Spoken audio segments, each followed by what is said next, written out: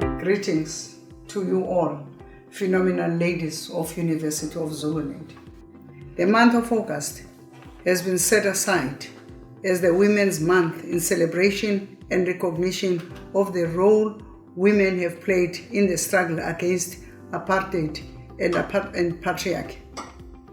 During my tenure as a Vice-Chancellor, I have set aside a day in recognition of this struggle. On this day, female employees, regardless of rank and status, are invited to be part of this annual celebration and recognition of women's contribution to the betterment of mankind.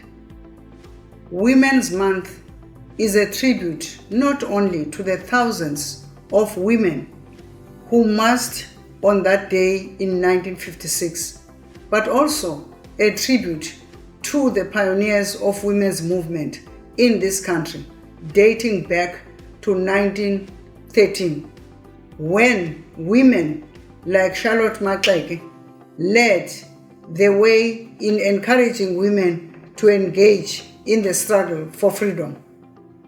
Pioneers include Sisi Zainab and Amina Gul. They were amongst the leaders of the National Liberation League and the non-European United Front of the 1930s. This year's month is celebrated under the theme Women's Socio-Economic Rights and Empowerment, Building Back a Better for Women, Improved Resilience. This theme fits well with the global campaign for the emancipation of women and links South Africa to the global efforts to achieve gender equality by 2030.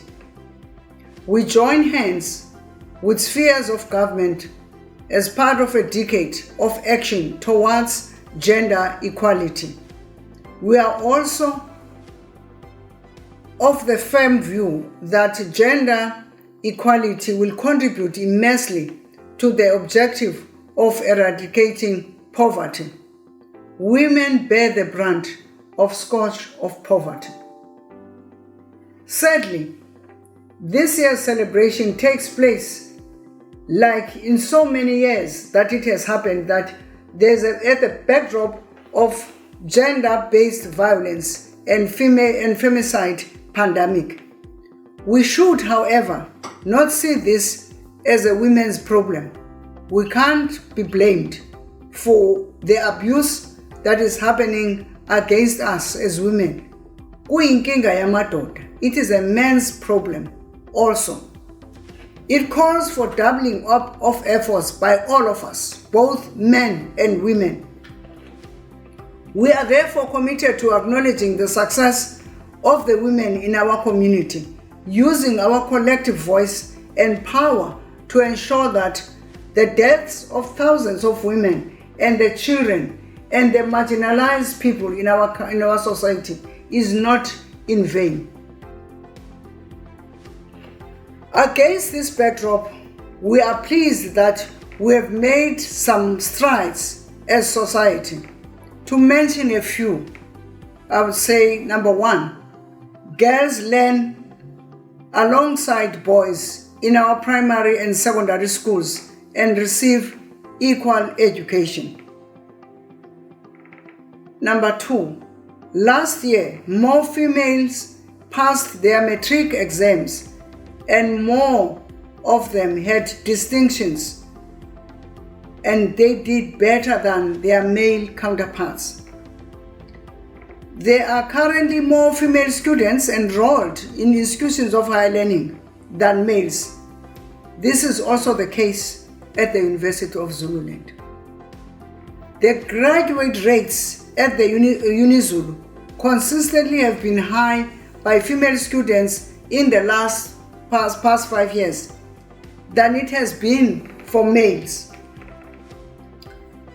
In the office of the Vice-Chancellor, who is a woman, there are 2 deputy Vice-Chancellors, and these are 2 professors.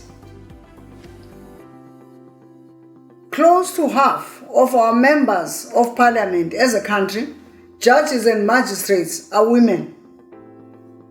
More than 60% of public servants are women. In South Africa today, women are champions. Recently, our national team, Banyana Banyana, made us proud by bringing Women's Africa Cup of Nations trophy. Just as the pioneers of the Women's March of 1956 were role models, the young women and girls of today have no shortage of role models. In conclusion, as the country navigates in the way back from a heavy COVID-19 restrictions, I encourage all of you and everyone to be involved and supportive of one another. As women in this university, I ask you to hold hands with an understanding that there is nothing that is too big for us, which is why we are named and renamed Imbokodo. Funa ukuthi kuni masibambaneni siyibambe ingaphuncuki kude kube ngunaphakade. And I bless you all. Thank you very much.